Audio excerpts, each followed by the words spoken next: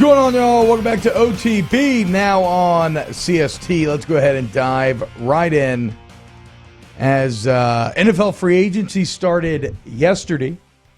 And a lot of the conversation, at least for Saints fans, was what would you do at quarterback? Would Jameis Winston test the market? Where would his number get moved to? But much of that drama was immediately taken out of the equation, Jake, when, of all people, it was Shams who broke the news.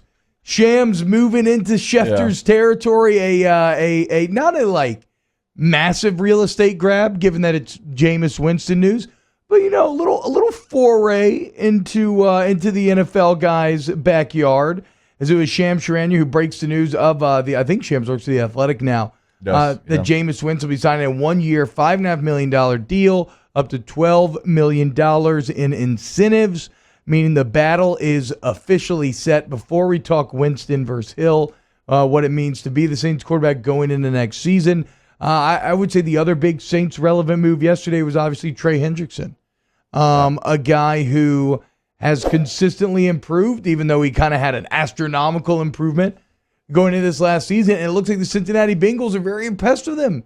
And it's been a little bit of an interesting reaction from the Bengals, given that I think what they've mainly wanted to see and still want to see are offensive line signings to protect their number one pick. I think Joseph would like to see those as well. But they went the opposite direction, and they signed Trey Hendrickson to a 4-year, $60 million deal, getting $32 million in the first 2 years. So that's not even like a fake backloaded contract. Like, no, they are paying this man early and often. And Trey Hendrickson, another departure for the New Orleans Saints. But it makes sense. I don't think I would commit that money to Trey Hendrickson right now, even though he was really good, second in the NFL in sacks.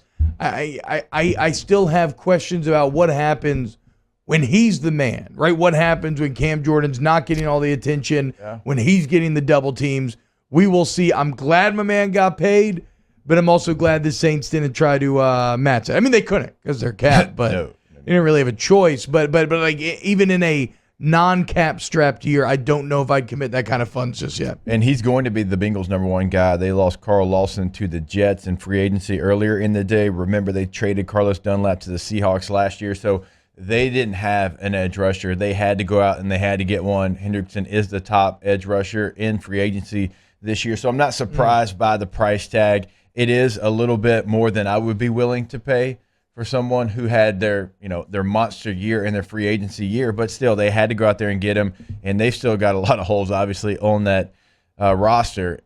They've got to get some. I know we're not talking Bengals a ton here, but we're trying to keep my guy Joseph Burrow up straight here. They got to get some offensive linemen soon. Yeah, and Trent Williams would be the big name that's still in the market as far as tackles go, but the number one guard did sign yesterday. We'll get to this more in the 9 o'clock hour. Also, the Chargers, the new highest paid center in the entire NFL. Did you see this, dude? They got a center and a tackle yesterday. How about it, dude? How about Fat this? Boys. The Bush League Bolts actually doing what you're supposed to do, which is protect your franchise young quarterback. Bro, they gave Corey Linsley, the center, 5 years, $62.5 million. How about he just turned 30?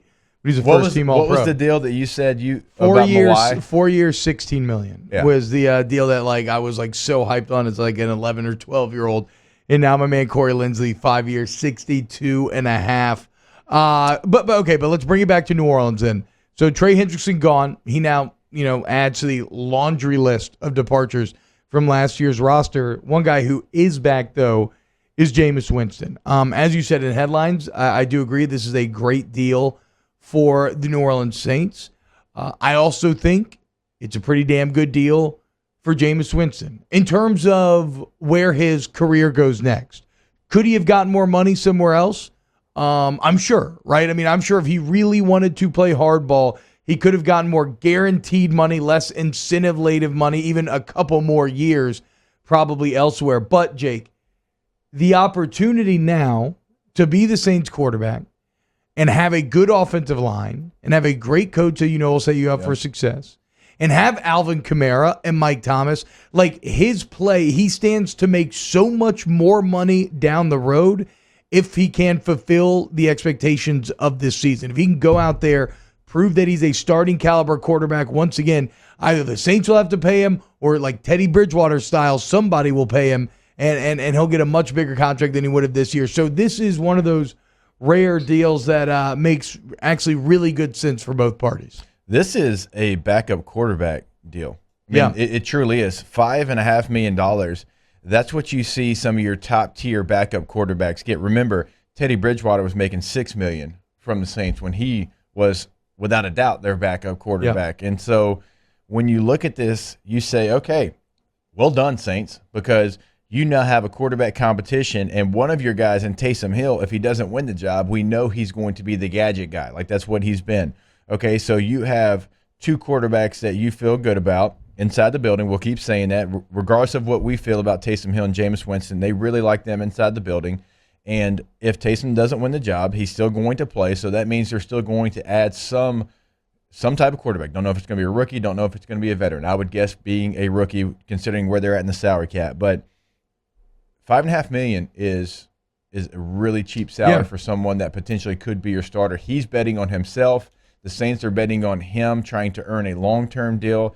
So I'll be honest with you, this is about $6 or $7 million under what I thought it would be. So I think it's a complete win for the Saints. Yeah, and when you look at $12 million incentives, makes sense as well, because that actually gets him up to Taysom Hill's number. So I'm sure his agent was like, look, you have to at least give us the opportunity to get what the guy who my guy is going to beat out will get. So let's talk about that then, because we have been kind of penciling in Jameis Winston as the guy who's going to win this job. But is that any guarantee? Now, I know last year Taysom maybe technically won the job, though you hear that it was a pretty even competition, and that really some of Taysom playing during the season may have been more of Sean Payton fulfilling a promise to Taysom that, look, you will get the first crack if Drew goes down at being the starting quarterback. I guess what I'm wondering is... It's hard for me to buy that. Yeah, me too, because that it's such a... Because the NFL is not a favor league. I'm going to make you feel better type of league. Okay, so with that in mind, are we all off base in how we've been discussing this quarterback competition, basically already penciling in Jameis Winston as the starter? I think so, a little bit, just because we've seen the infinity that Sean Payton has for Taysom Hill. Like, he loves Taysom Hill. He always tries to put him in the game, and a lot of times people are like, why would you change the flow of the offense to put Taysom in? He was the guy. He was the starter whenever Drew was out. He loves what he can do. He loves the options that he gives him. So I truly feel like this is a real quarterback competition with no one in the lead. So here's where it gets interesting. Does the utility of Taysom Hill alter the dynamics of this competition? And what I mean by that, if like the quarterback play, if you think in practice they're roughly even, let's maybe even say Taysom Hill, you feel like maybe has a slight edge, do you still go Jameis so that you keep that whole other element of your playbook available to you? I mean, it was the logic that I espoused last year when I thought that Jameis would be the starter, because I was like, well, I mean, look, if they're basically even, like, why would you suddenly not have all of the gadget setups? And because like whatever you want to say about the Taysom Hill package last year, and make no mistake, the turnovers were completely inexcusable. It started hitting at the end of the year consistently, like 3rd and 3, 4th and 3. It became pretty unstoppable trying to stop Taysom Hill and Alvin Kamara from getting a first down, right? And so why would you want to lose that? It's almost kind of ironic where Taysom Hill's varied skill set could maybe actually incentivize you to not make him the starting quarterback. The only thing that, you know, when you start talking about bringing him in, Sean, and I think Sean would admit to this, has to know when to put him in and has to have a better feel of it, because there was times last year when he would put him in and you could tell things, it got off script a little bit. Like the offense just kind of stuttered a little bit, okay? So if he is going to be the gadget guy, you'd like to see them put him in situations where it was truly 3rd and 3, 4th and 3, whatever that might be. But they're enamored with the fact that he can do that in their minds. If he's a starter, well, he can do these gadget plays anytime. Like, it's always available. It's always up. And I think that's in the back of their mind. So it's going to be very interesting. You're talking about two completely different quarterbacks. You're talking about two different offenses, really. Yeah. It's not going to be the same offense when these guys are in. So the training camp part of it, because they're both going to get reps with the ones, how much should they change up the offense whenever Taysom's in compared to Jameis? And I wonder right now where the team's at as well. Like, the team went out there and they won games with Taysom Hill, but they also know that Jameis Winston, is known for a lot of touchdowns in this league. So, where are the playmakers? Remember the Cam soundbite from a couple of weeks ago too, right? Where he was pretty adamant about, kind of it at least if we were just really extrapolating from small bits of information, it felt like that was Cam saying like, no, the locker room's kind of riding with Jameis here on this thing, but that's also a defensive guy. Yes, yeah, that's fair. Now Jameis can have the locker room, but that is the guy. It is. It is the most outspoken guy. It's the leader of your team now that Drew's gone 100%. But as we know, let's see what how do the receivers feel? Would they rather have Jameis in there? Would they rather have Taysom? As a pure quarterback, obviously Jameis is probably your thought process. Yeah, Taysom throws a horrible deep ball. And Jameis Winston actually throws. It's got a little bit of a punt to it. I mean, bro, that thing hangs in the air. I felt like I was in like high school. I don't know. When do you start doing like sine and cosine and like parabolic arcs and everything? I mean, that thing.